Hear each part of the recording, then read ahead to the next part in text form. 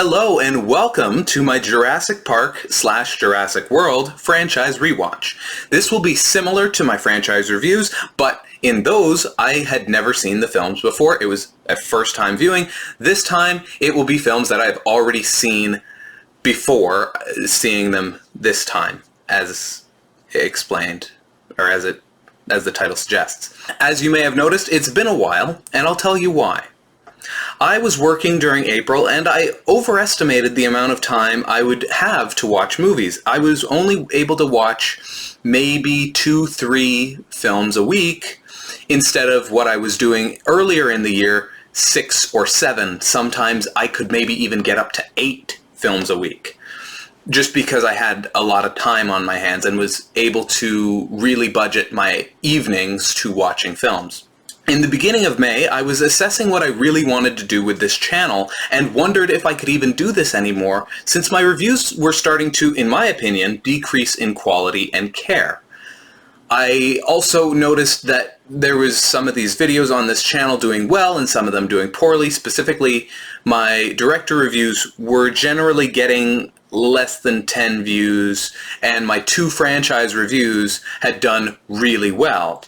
So I think I'm going to be doing a lot more franchise reviews. I will still do some director reviews that I had planned, but I will be more focused on doing these franchise reviews and reallocating some of the director reviews in terms of at least franchises that directors have done into their own separate videos. Later in May, until recently, I had family over and I could watch maybe a movie every other day. I was also catching up on television, and there was a lot of new stuff coming out. Specifically, there was Obi-Wan had come out. There's also been The Boys has come out, and I've been watching that, as well as Orville and Dave and Atlanta, all sorts of TV that has come out now in Canada, where I am based. And so I've been doing a lot of other things. I still have been watching movies, and I will talk about that again later in the video.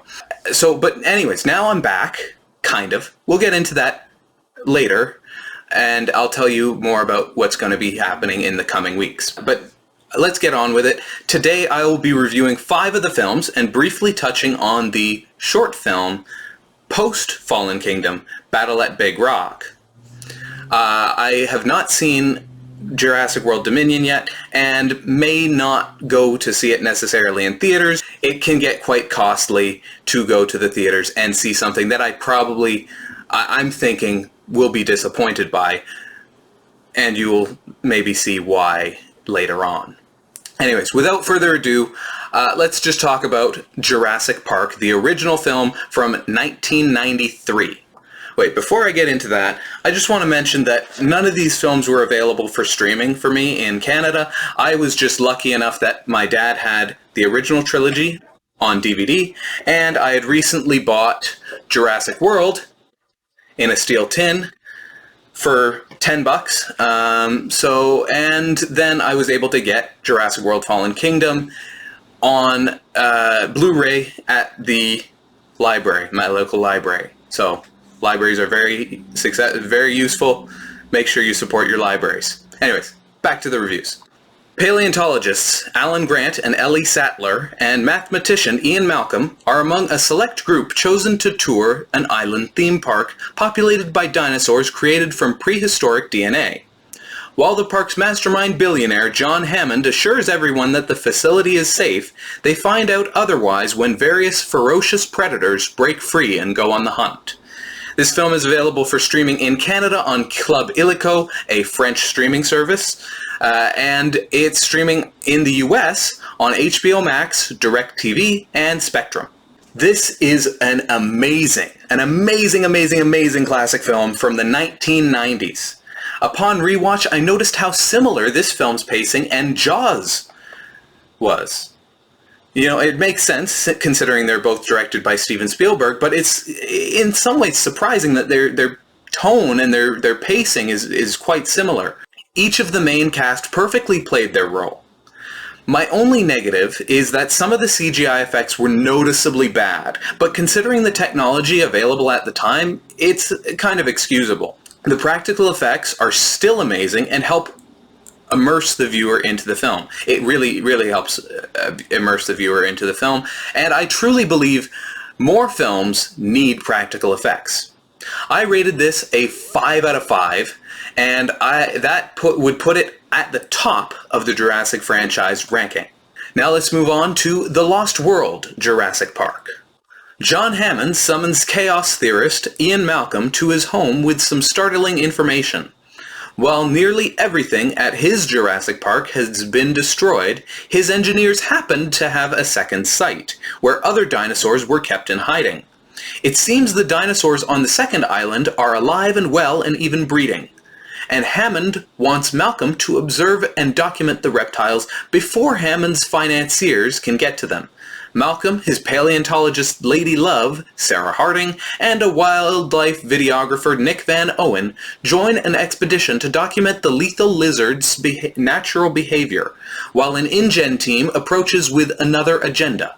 This is available for streaming in Canada on Club Illico, and in the US on HBO Max, DirecTV, and Spectrum. Despite going into this believing it was only an okay sequel to the original Jurassic Park, I thought this was a pretty fun and enjoyable continuation to the series. There are still issues with the CGI, but again, practical effects win out and balance the bad CGI.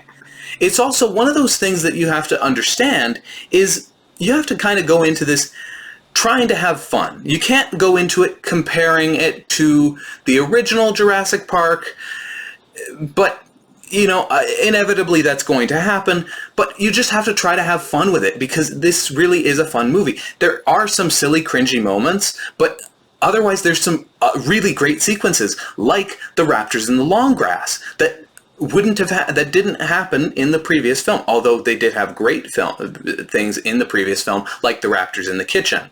I just think that a lot of people malign this film for being a little bit sillier, but again, it's actually rated higher in Canada than the previous one. The previous one was rated PG.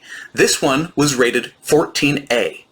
So it's a little bit harder. It's a more hard PG-13 than the previous one. I rated this a 3.5 out of 5, which is an improvement from its previous ranking, just based on my memory of the film, of a 3 out of 5, and places it second in my Jurassic franchise ranking currently. We'll see how it shakes out as this video goes on. Now let's move on to the third film in this original trilogy, Jurassic Park 3. 8 years after the InGen incident, Dr. Alan Grant is happy with his life far away from any dinosaurs other than fossilized. Unfortunately, he is extremely short in research money and therefore accepts the offer of wealthy businessman Paul Kirby, a low flight over isolated Isla Sorna, where InGen's second research site was located, and Dr. Grant can fund his future research for a long time. But not everything Kirby says is true. When the plane lands, Dr. Grant realizes that there is another reason why they are there that he doesn't know of. Now, Dr. Grant is stuck on an island he has never been on before, with what was a plane journey now turned into a search party, and they must attempt to escape with their lives. It is available for streaming on Club Illico in Canada and on HBO Max, DirecTV, and Spectrum in the US. This film was the stupidest of the Jurassic Park trilogy, with dumb character decisions and dinosaurs doing things only for dramatic effect, like when the Spinosaurus, I believe, whatever the one with the big fin is, just stands there instead of going to attack and waits for them to basically start running. Like, he had the upper hand. He could have gone and attacked them without them even noticing he was there, and he would have succeeded. There are quite a few unintentional comedic moments, and I found myself laughing at the character deaths and misfortunes while rooting for the dinosaurs to feast. The CGI effects are as poorly executed as the Star Wars special editions or the prequels in how the director decided to utilize them. I don't even think they used any practical effects, and if they did, they look terrible compared to the previous two films, and compared to the practical effects they used in the future films. If they don't reference how dinosaurs have been out in the wild since the end of this film in Jurassic World Dominion, then this film is no longer part of canon, which may be for the best. I wonder if the Jurassic World films only use the original Jurassic Park and ignore the two sequels, which is very possible. I rated this a 2 out of 5, which places it at number 3 currently in the Jurassic franchise ranking. Now let's move on to the reboot, or rebootquel, Jurassic World. 22 years after the events of Jurassic Park, Isla Nublar now features a fully functioning dinosaur theme park, Jurassic World, as originally envisioned by John Hammond. The Jurassic World Luxury Resort provides a habitat for an array of genetically engineered dinosaurs, including the vicious and intelligent Indominus Rex. When the massive creature escapes, it sets off a chain reaction that causes the other dinosaurs to run amok. Now it's up to former military man and an animal expert to use his special skills to save 2 brothers and the rest of the tourists from an all-out prehistoric assault. This is available for streaming on Club Illico in Canada and on Spectrum in the US. Let me start out with some of the positives. The CGI has improved considerably from the previous trilogy, as expected with the 14 years of advancement, although it's still not perfect. It was interesting to see a fully functional park, which was likely one of the few ways that they could think of to reinvigorate the franchise. The problem with this film lies in genetically modifying the dinosaurs, which allowed for many plot conveniences, like heat sensors, and camouflage, and the Indominus being able to communicate with raptors. We had to have a third act conflict to extend the movie to its 2-hour runtime. I also felt that there were too many forced comedic moments that took me out of the film. Overall, Jurassic World is an okay film that suffers from being a generic blockbuster of the 2010s. I rated this a 3 out of 5, which dropped from its previous rating of 3.5 and places it above Jurassic Park 3 at number 3, dropping Jurassic Park 3 down to number 4 in my ranking. Now let's move on to the 5th film in the Jurassic franchise, Jurassic World Fallen Kingdom. 3 years after the destruction of the Jurassic World theme park, Owen Grady and Claire Dearing return to the island of Isla Nublar to save the remaining dinosaurs from a volcano that's about to erupt. They soon encounter terrifying new breeds of gigantic dinosaurs while uncovering a conspiracy that threatens the entire planet. This is available for streaming on Club Illico in Canada and on Fubo TV, DirecTV, and Spectrum in the US. The first time I saw this movie was in theaters. I saw it in D-Box 3D, which was an incredibly disappointing experience with non-existent 3D, and the seats barely did anything. For context, the seats are supposed to vibrate and move, giving you a similar experience to 4DX. I was also sitting next to a family with 2 young kids, one of whom was complaining about being scared frequently, and it distracted me from the film. Don't take your kids to see a film that's rated 14A in Canada. Please. Or just don't take your kids to see movies that maybe they can't handle. Watch the movie yourself, then decide, especially for things that are PG-13. Let me get this straight. Don't bring a 10-year-old to a PG-13 movie if they can't handle it, especially if it's rated 14A in Canada. This second viewing, I had a hard time finding anything amazing or terrible with this movie. It was a very mediocre film, which is expected when you look at the other films written by these screenwriters. It's tonally discordant as well, with bits of horror tropes, flat comedic moments, and generic action. J.A. Bayona brought some of the stylistic elements of a horror film, but I don't feel they ever went far enough. I would love to see a movie that was set in the Jurassic universe. It doesn't even have to be with these characters. It can be with completely new characters that pushed the boundaries and made a full-on horror film. Maybe have the characters stranded on an island and dealing with dinosaur attacks with no known escape, having to try and coexist. Or you could even have these dinosaurs off the island, and that could still be possible and maybe treated similarly to A Quiet Place. I think that could really work in this type of franchise.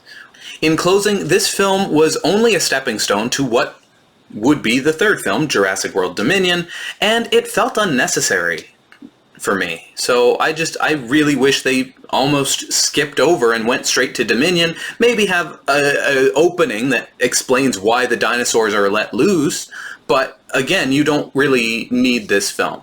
I rated it a 2.5 out of 5, dropping it from my crazy odd earlier rating of a 3 out of 5, placing it at number 4, only slightly above Jurassic Park 3, which is now placed at number 5. The difference between this film and Jurassic Park 3 is Jurassic Park 3 was fun to make fun of and laugh at. Well, with this film, it felt like kicking someone while they were already down. And like, I'm not going to say this is absolutely a terrible movie. It's just, it's okay. It's meh. It's the definition of meh. Just, that's how I feel about it. With that out of the way, let's go to briefly talk about the short film Battle at Big Rock. A family on a camping trip to Big Rock National Park take part in the first major confrontation between dinosaurs and humans. This is available for streaming on YouTube, I assume worldwide, and it's only 10 minutes, so it won't take much of your time. This short film brought back some of my enthusiasm for the Jurassic World films because it showed something slightly more in line with the original trilogy, having regular people dealing with dinosaurs rather than quote-unquote action heroes, like the main characters in the earlier two films are, especially Owen Grady. One thing I found quite interesting about the franchise, and you may have heard me mention it earlier, that most people wouldn't know about, especially those outside of Canada, is Jurassic Park 1 and 3 are rated PG in Canada, while The Lost World was rated 14A. The same thing happened with Jurassic World and Dominion being rated PG, and Fallen Kingdom was rated 14A. Just something very interesting in showing how the second film of the trilogies has been a little bit harder PG-13, rather than the earlier film and the third film. So, as I mentioned earlier, I'm back, kind of. Now let's get into that. I'm going to be taking a short break to build a backlog of content, just so I don't have such long gaps in between content releases. Specifically, so I'm going to continue watching films. I'm going to probably try to watch 2 or 3 a day, as I can, just to see if I can get a few videos. I hope to get 5 or 10 videos in the backlog so that I can schedule my releases so I don't have as long a gap like I did between my previous video and this video. I'm already past halfway completed a franchise review for The Matrix, and we'll figure out a few other videos for you all to enjoy. I'm also going to be starting a new job in a couple weeks, so that is another reason why I want to create a backlog, because I'm not sure how much time I'm going to be able to have there, and I may actually be having a different setup for those films or those reviews. Thank you for watching. If you like this video, please give it a thumbs up. If you have any suggestions or information you'd like to share, please leave a comment down below. I'm actually recording on a new laptop, so I'm able to go as high as full HD, and that means 4K, and change my frame rate so I could go as high as 60 frames per second. If you'd like me to do anything like that, please leave that down in the comments below. I'm right now recording at 720p at 30 frames per second, just so you know. If you want to see more from me, hit the subscribe button, and you will see some new videos in probably a couple weeks. At most, like I'm assuming it's going to be a couple weeks, and I'll have probably quite a few videos prepared for you. Thanks again for watching, and have a great day.